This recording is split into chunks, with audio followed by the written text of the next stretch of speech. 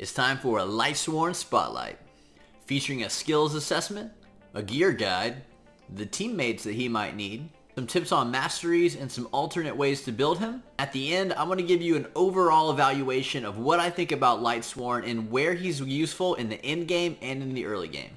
Alright, welcome to the channel everybody. I am B-Hub, and today is the long-awaited Lightsworn Spotlight. I'm going to give you a guide on this guy and really show you how to break him down, no matter where you're at in the game, where he can be useful, and how to do this. Because you never know, you might find yourself in this situation one day.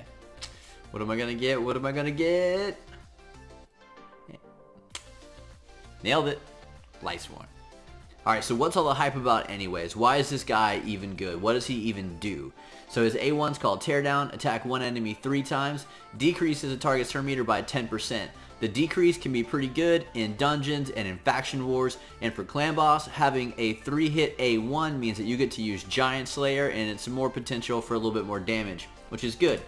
Brutality is one of his most talked about skills. It attacks one enemy, places a 50% decreased attack debuff and a 30% decreased speed debuff for 2 turns. This is a really great move. If you're fighting the clan boss, it's really all about that decreased attack. You won't be able to land the decreased speed on clan boss, but really the decreased attack is what you want.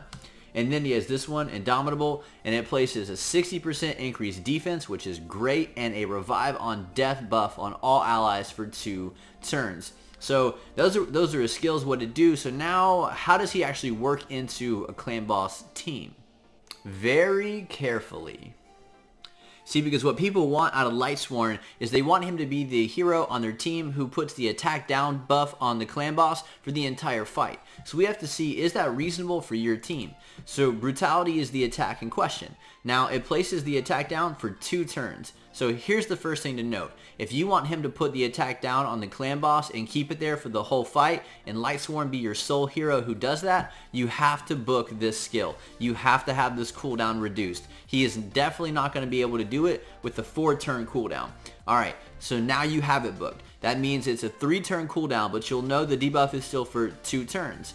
Well, this obviously means you can use a mastery like Master Hexer to potentially extend the debuff to a 3-turn debuff and a 3-turn cooldown. And that might give you a couple of rounds, but he still has to have a couple of different things if you want to make this work on your team, where he is the one who keeps this debuff on the clan boss for the entire fight. So here's what I want to go ahead and just say about Lightsworn, just kind of right out the gate. Lightsworn is amazing as an end game hero if he has a lot of supporting help around him and all of the right gear. But if you are going to be running him as a newer character, maybe he's one of your first pulls, or maybe you don't have a lot of those supporting team or that supporting gear yet, Lightsworn is not going to be a character that you're going to be able to run to be able to keep the attack down on the clan boss for the entire fight.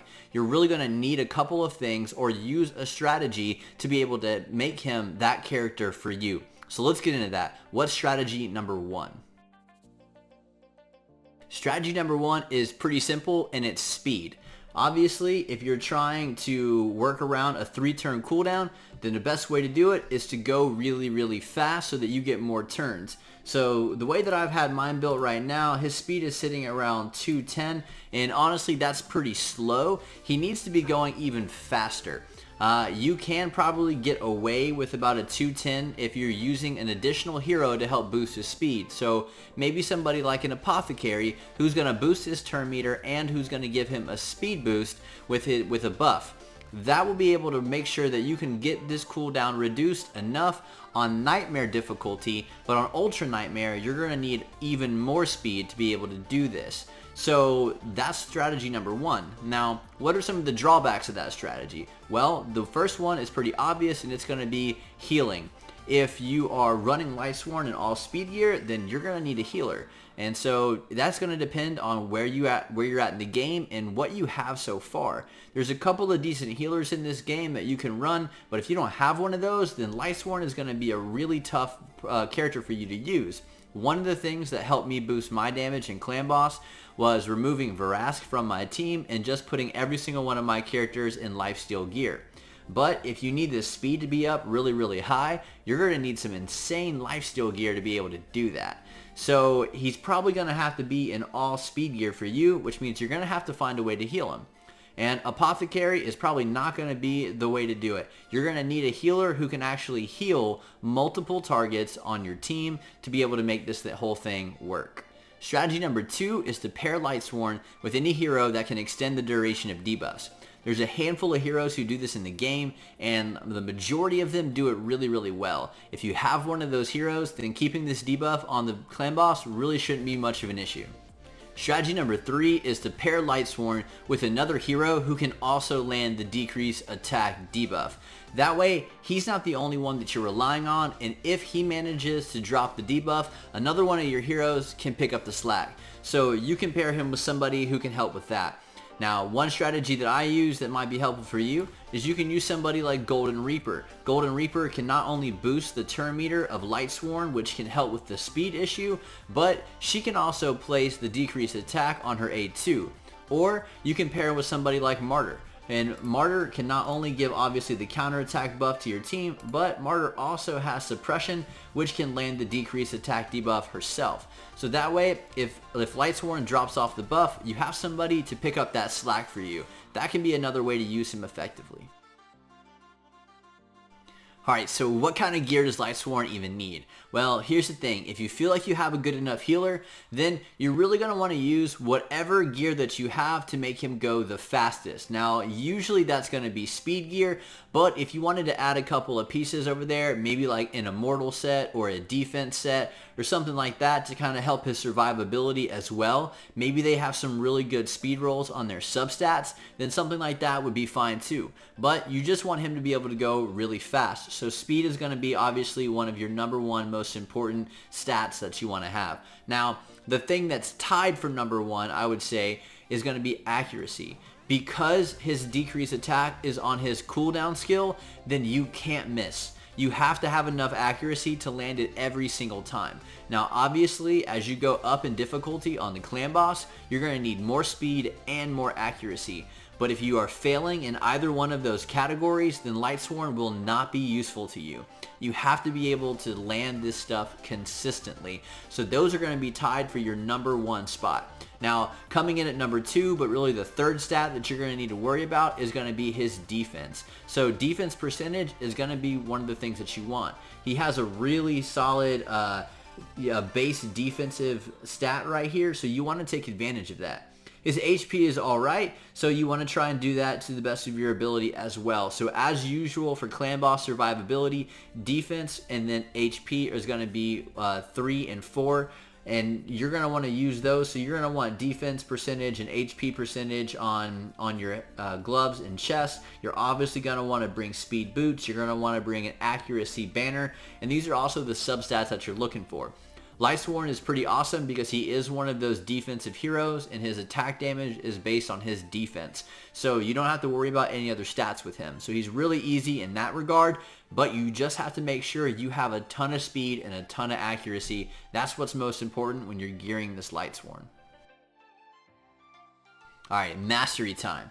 So the offensive tree is going to be pretty straightforward. This is just a classic clan boss setup here, ending in Giant Slayer. The support tree, I'm going to give you a couple of different options that you can do depending on what kind of team that you use. If you are trying to just use him for purely speed and you want to go as fast as possible and that is your plan for keeping that debuff up, well, you're going to want to do something like this. You're going to have your support tree, you're going to take Exaltant Death so that you can get Rapid Response and Arcane Celerity. Those are the two that you're going to want so that you can boost your turn meter. These two right here you want because you're trying to get these bottom two. Lore Steel is awesome. You're definitely going to want that. Cycle of Magic is pretty inconsistent, but maybe it hits one of your cooldowns. But Master Hexer is definitely what you want because you have to be able to extend that debuff. It's going to help you a ton. And then Lasting Gifts is going to help you on your ability to extend your buffs that you put because the buffs that you place are pretty significant.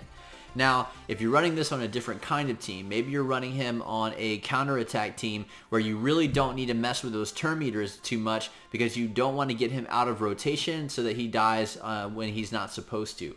So, you would run something like Pinpoint Accuracy, you would run Charged Focus, you would run Swarm Smiter, and then you would run these down here. So really, you're switching here to here, And instead of these two, you're running right here. You're running Swarm Smiter, and you're going to run Life Drinker over here for a little bit of extra heal. And maybe you can do something like that instead. Now, really, you have to get down here. Master Hexer is really one of the must-haves, I would say. I think he's great.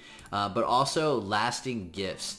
This is what really helps make him an amazing character. So now that we've talked a lot about Lightsworn and how you can use him, gear him, masteries, all that kind of stuff, I want to take a second to say what actually makes him so good in the late game. And it really is his buffs. We've talked so much about the debuffs, but what makes him such a strong late game clan boss hero is his buffs. The fact that he places a 60% increased defense and a revive on death is really significant.